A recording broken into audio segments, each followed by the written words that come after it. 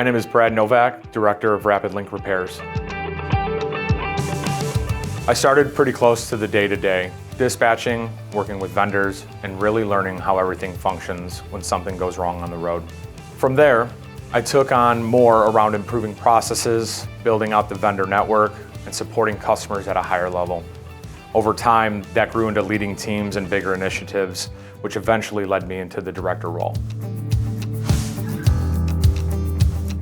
A lot has changed in terms of us investing in the business. There's more focus on automation, better systems, stronger vendor partnerships, and just making the whole experience smoother for the customers. What hasn't changed is the core of what we do.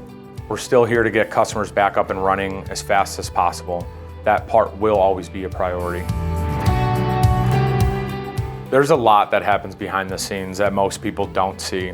It's not just dispatching a vendor, it's managing their performance, making sure vendors are compliant, handling billing, resolving disputes, and keeping customers informed along the whole process. At the same time, we're consistently trying to improve things, whether that's through automation, better tools, or just cleaning up a process that's already in place to make something faster and easier.